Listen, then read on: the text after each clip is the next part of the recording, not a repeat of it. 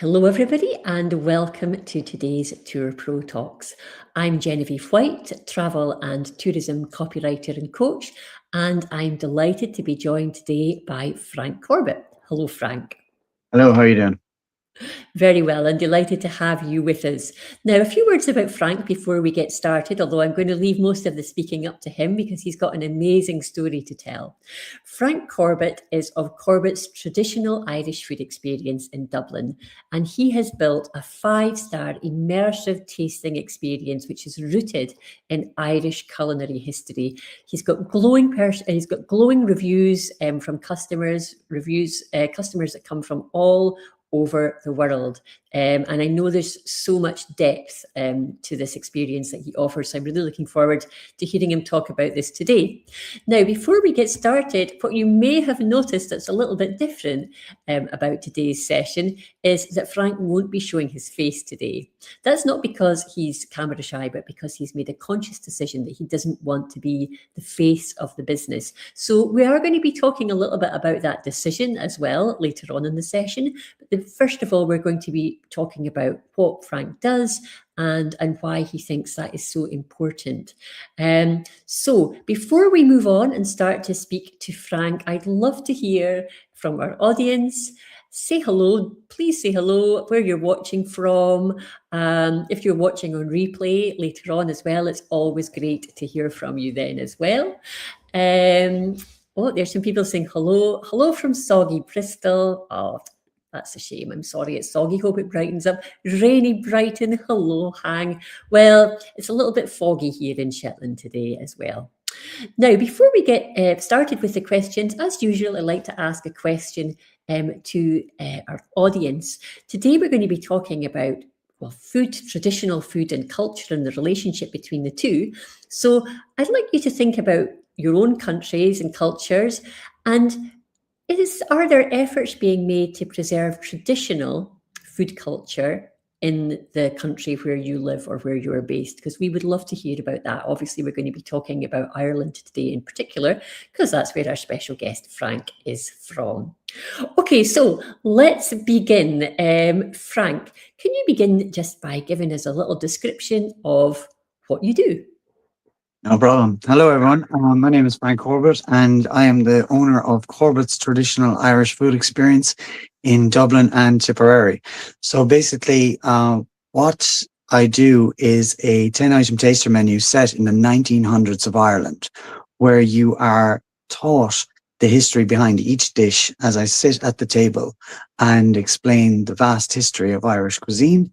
I also do a money demonstration from 1916 up to the current euro, and I sing a cappella at the table.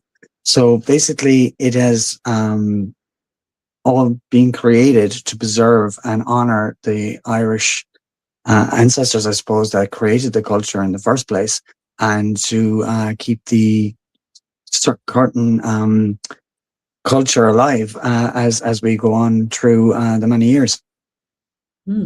It sounds like an absolutely amazing experience. Tell me a little bit about where you got the idea to do this.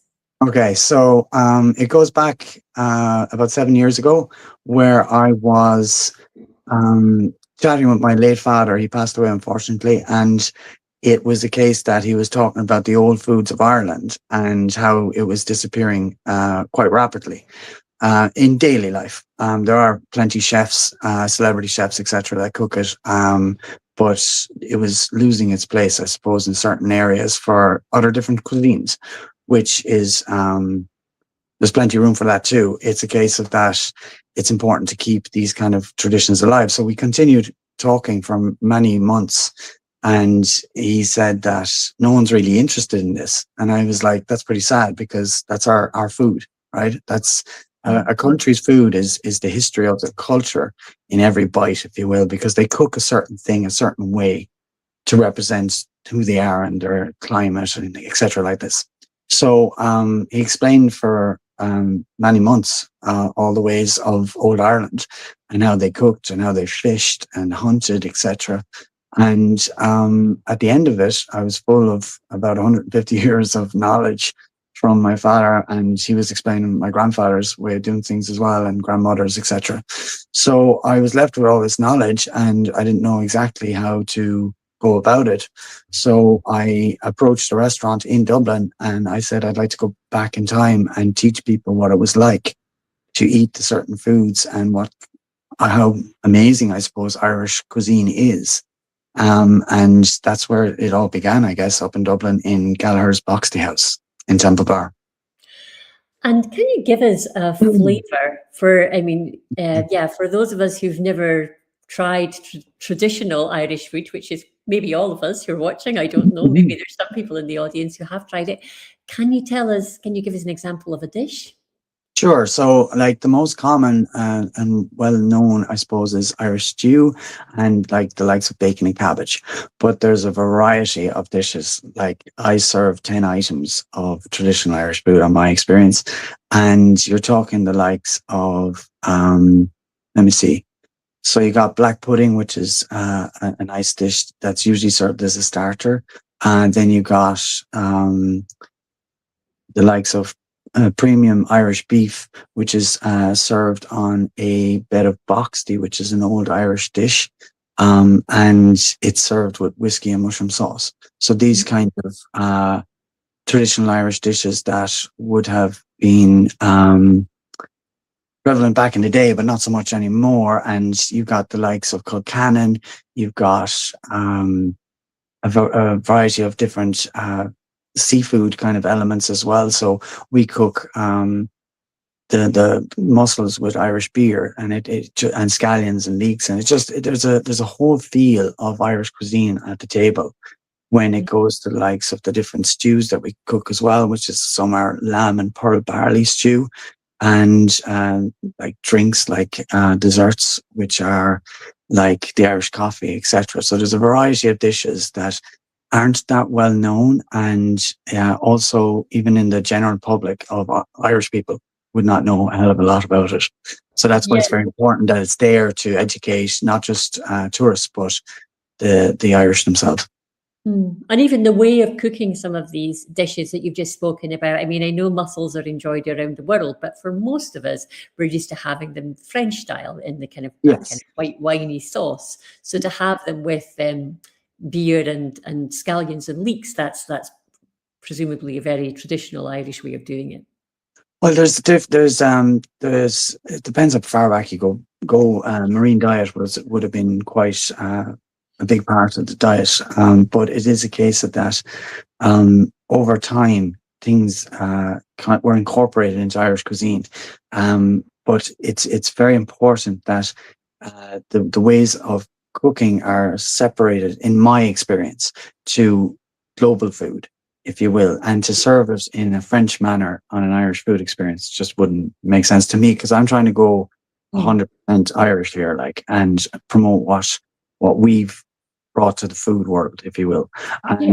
And there's a variety of dishes there that really work well. And even the corned beef and cabbage have a massive history in Ireland, and it's sometimes seen as an American Irish only dish, which isn't really doesn't stack up to the facts when you realize that there was a massive hub in Cork that pretty much fed the British Navy for many years. So there's a massive connection to these dishes through the people, how they cooked them, and when they ate them. Like Kilcannon was eaten predominantly at Halloween, and they would have put a coin in the middle of the actual potatoes, and whoever found it would have been, rich for the year. So there's all these traditions as well to it.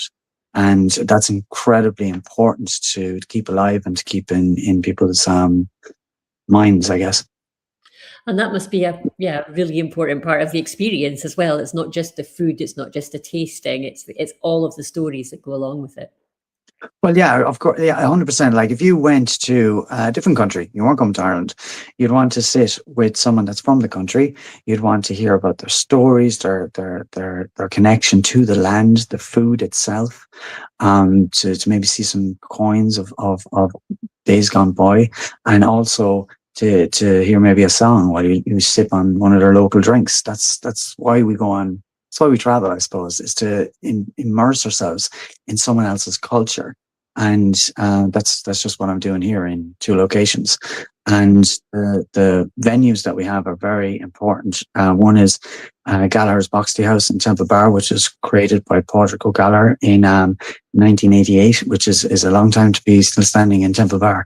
And then you got Care House Hotel, which was built in the 1700s and is only a few steps away from Care Castle, which is one of Ireland's most intact castles. So, like, it's a very historically based venues as well as the food that's been served, and yeah, altogether, it's got 10 out of 10 out of over 800 people. So we're going well so far.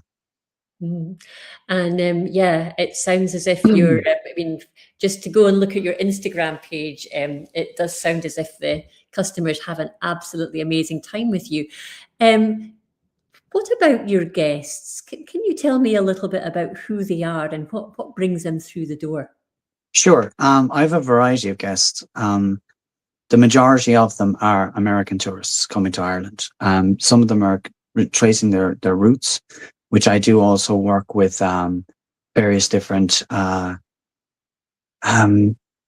people who look into history of their ancestors, of different families, like genealogy. And I also do a lot of kind of Irish families that they would have grown up in that time where the likes of curd cake and various different dishes were served in their own homes. And now they want to experience it again. And they're hard to find dishes. Like, it'd be incredibly hard to find dishes that I'm serving on that day in Dublin, not alone altogether. And what I discovered is that a lot of my clients would like to experience, they're only here for the tourists are only here for a couple of days. So they want to experience a variety of dishes, not just your one dish, because it's hard to get an understanding of it. But so the American tourists and the Irish, but also I have corporate as well, because in an office in Dublin or various different parts of the country, it's pretty much a mixed bag. There's people from all over the place, different countries, and they have different understandings. And then it's a case of that when they're doing a night out or an event, it sometimes goes really well to have an Irish culture event in Ireland, since you're in Ireland, and then it brings out the stories of their own culture, and it works really, really well that way. And they bond together as a team. So those would be my 3 main groups: are corporate, American tourists, and also some Irish that have grown up in those times.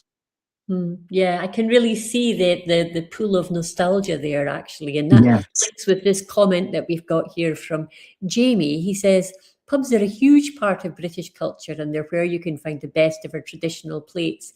Unfortunately, though, 336 pubs closed last year, and that trend is only accelerating. Meanwhile, fried chicken and kebab shops seem to be popping up everywhere.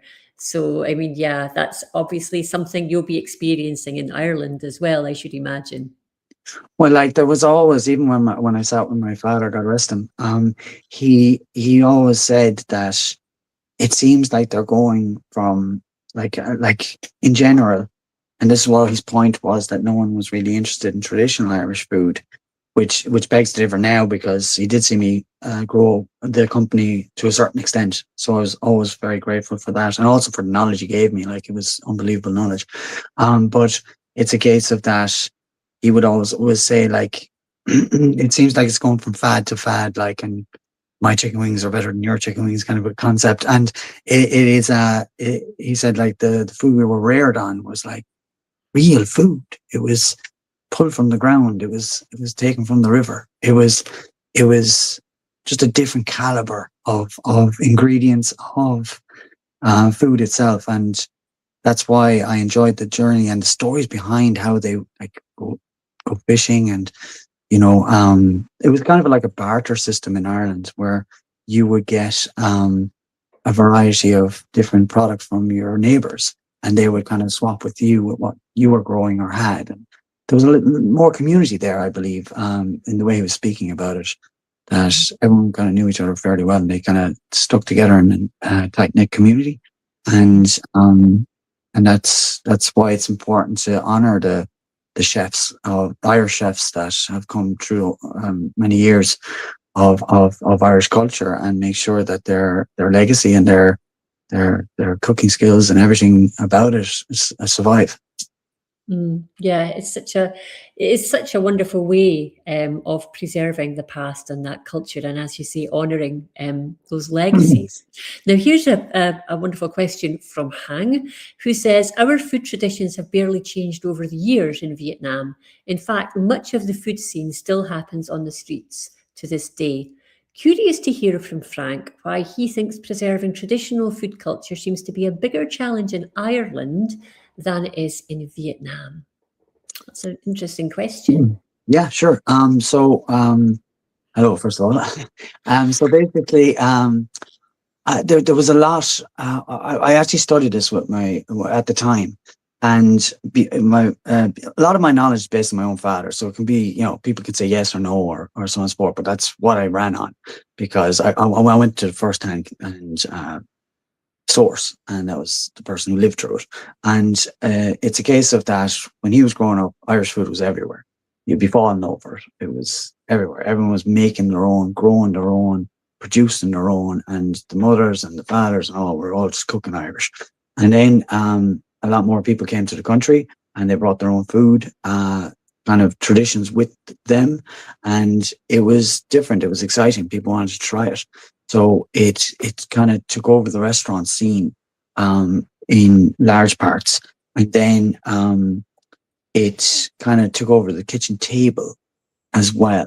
So there was no real place for Irish cuisine to the extent of what it was back in the 1940s, 50s. Okay, so I have many friends, and they will be eating pizza, they'll be eating pasta, they'll be eating, these kind of dishes for dinner in Ireland.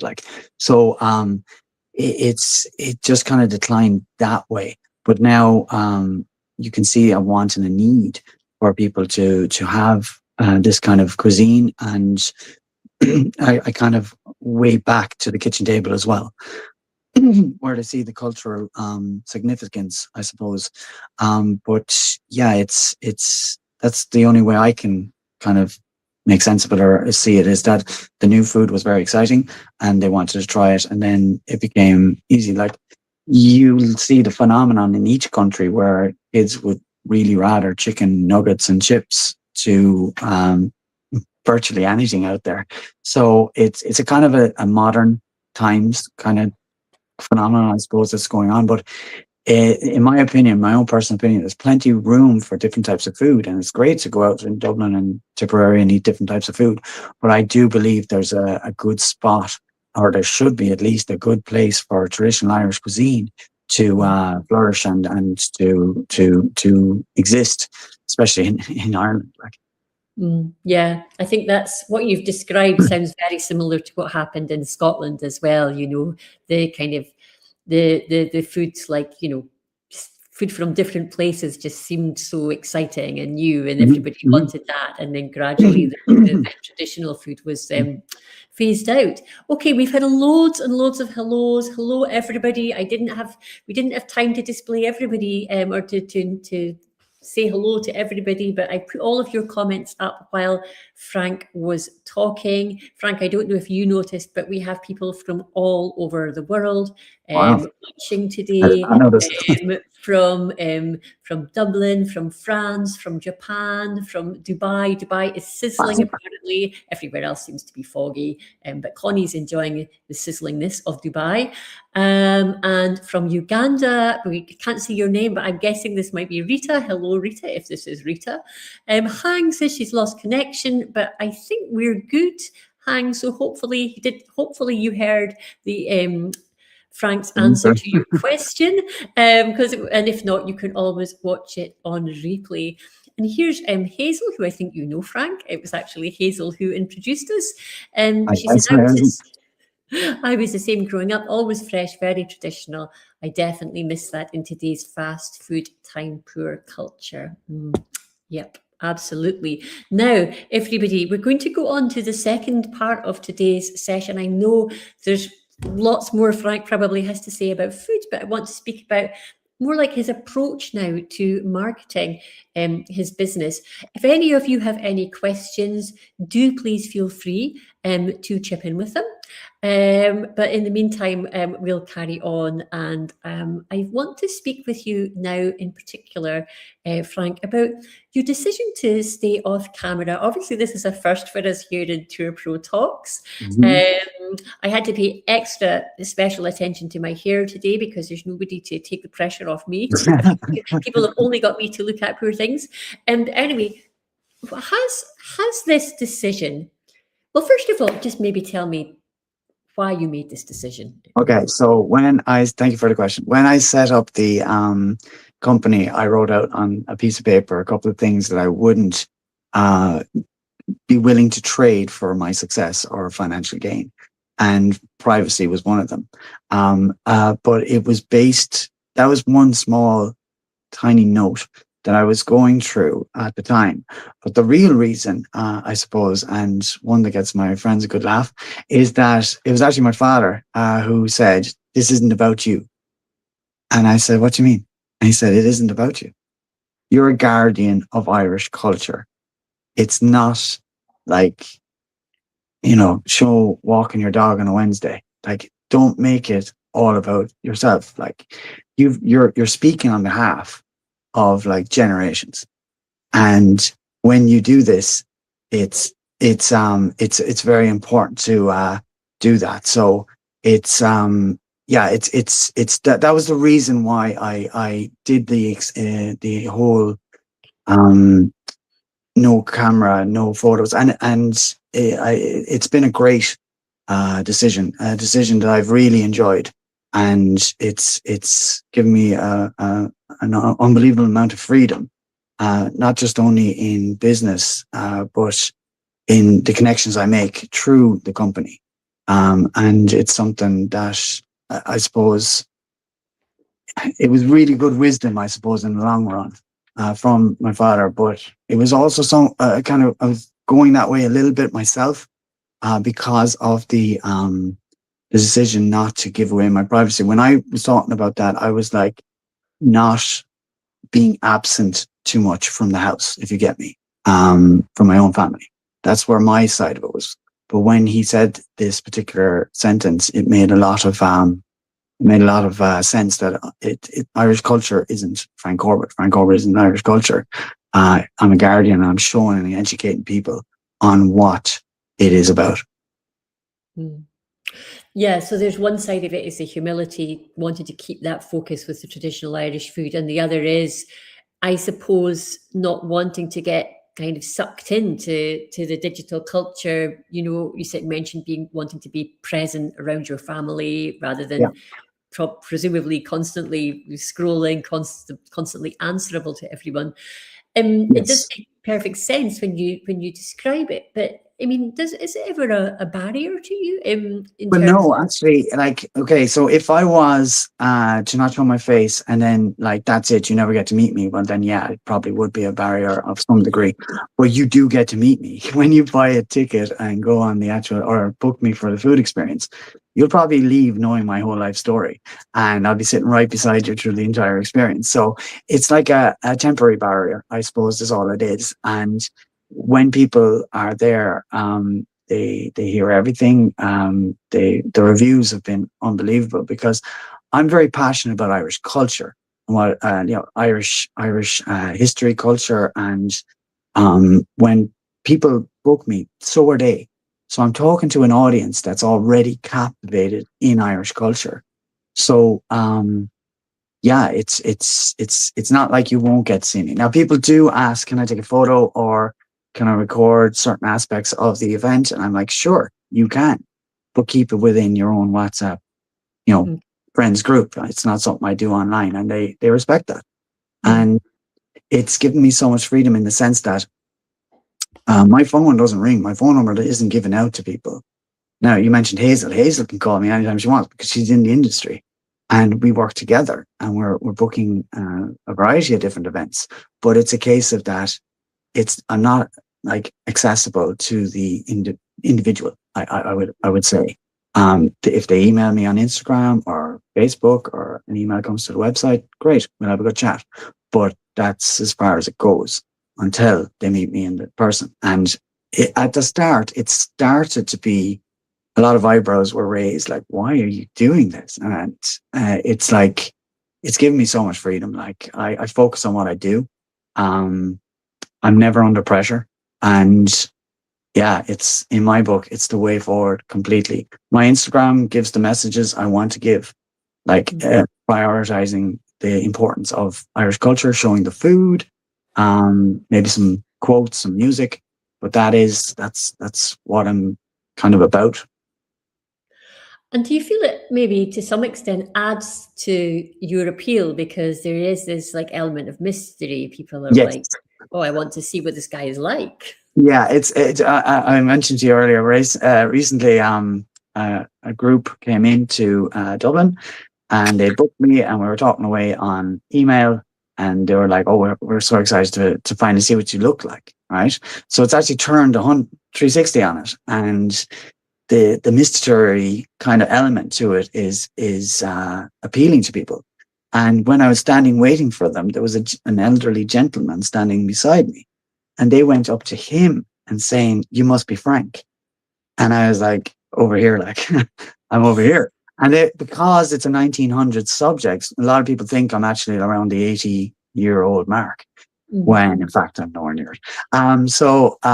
Yeah, it's interesting. And yeah, people will finish the meal saying, "And now we at least know what you look like." So yeah, there is an element of curiosity as well to the appeal. When I posted about this on LinkedIn, one of the comments was actually from someone who said that they not only admired your decision, but they really wished that they had made the same decision not Wow. to be the face of their business. Um, what would you say to someone who was considering making this decision, who was thinking, "Oh, I'm not sure if I really want to be the face of the business"? Do it. Simple as do it. Do it today. Take off all the photographs of you and to do with your company, and from now on, just put up your message. Don't dilute it with any other suggestion, because what happens is, and I don't know why the connection is there, but it is there. Once they know what you look like, well, people know what you look like, then it's every question under the sun about current events, which is nothing to do with your company. You might have your own belief system, your own point of views, and I have my own too. But unless you're my friend or something, I don't see why I'm shouting it out to everybody. And waste, like, it is very distracting. Like, if someone asks you something about something and they don't like your answer, half your day is gone thinking about, oh my God, like, what's going to happen to the company, and just don't enter the rain. That's what I didn't do anyway. And yeah, sure, I have my own views on everything. Everyone does. But it's kind of like, if I want to use that, or I want to change the situation which I'm not happy with, whatever the issue is, then I can do that on my own. I don't need my company to be a platform to, say it to all my followers, follow me because of Irish food. It's kind of like, you came here for Irish food. And I've had it at the table where you will be sitting with people who are of different or opposite political views. And I have to now and again say, lads, you paid to hear about Irish culture. That's why I'm here. That's why I'm sitting at the table. So let's crack on. Right. So that has stood to me in the past, of like, we're staying focused on the subject is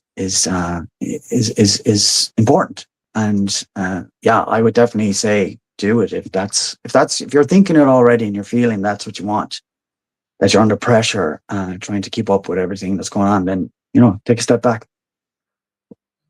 Brilliant. Well, that is very interesting advice, and it'll be interesting to see if you started a faceless revolution now, and there will be lots of people who decide to. I doubt it, but no, if it inspires somebody or one person, then happy days. But it's a case of that. Yeah, look, it's not really relevant to really what you look like. If your message is what people want to hear, and you're good enough at what you're at, then yeah, it doesn't really matter. Well, thank you very much for all that you've shared today, Frank. If you want to find out more about Frank's business and story, Instagram, his Instagram platform is a great way really to hear how the experience is in his guests' own words. And you can also check out the website, which I'll give you the link to in the comments. Thank you to this wonderful international audience for your questions and comments. It's been a real pleasure. And Frank, I do believe you are going to finish the session on a high note. I am. Yeah, so I'm going to give a quick version of an Irish song there that I sing at the end of each of my experiences. It's a nice way to bring a bit of extra Irish culture to the event. So I usually sing Red as the Rose in the Irish national anthem, Oscar, which means in Irish. So I'll sing a little bit of Red as the Rose, and yeah, we'll finish on that note. So Red as the Rose is about a song about a guy who's in love with a girl, and he believes that she is more beautiful than Ireland itself. And as my father used to say, she must have been really, really good looking. So that is the way it goes. So I'll give you a blast of it, and yeah, we can end it on that. So here we go.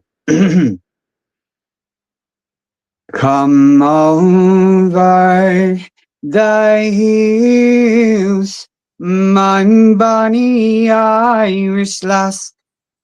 Come over the hills, oh, to your darling. You choose the road, love, and I'll make the vows. And I'll be your true love forever. Red is the rose that in yonder garden grows, and fair is the lily, oh, of the valley. Clear is the water, oh, that flows from the Boyne. But my love is fairer, oh, than the Nanny. 'Twas down by Killarney's green woods that we strayed, where the moon and the stars, oh, they were shining. The moon shone its rays on her locks of golden hair, and she swore she'd be my love forever. Red is the rose that in yonder garden grows, and clear is the river, oh, of the valley. And yeah, so that's basically the gist of it. That was beautiful. Thank you so much. A real first for Tour Pro Talks in every way. Thank you very much, Frank, and thank you. You're very welcome. And yeah, it's just a short blast. The song is way longer, but just a little run of it. And yeah, I hope you enjoyed. Thank you. Thank you so much. Thank you, everybody. Goodbye. You know, very welcome. Bye bye.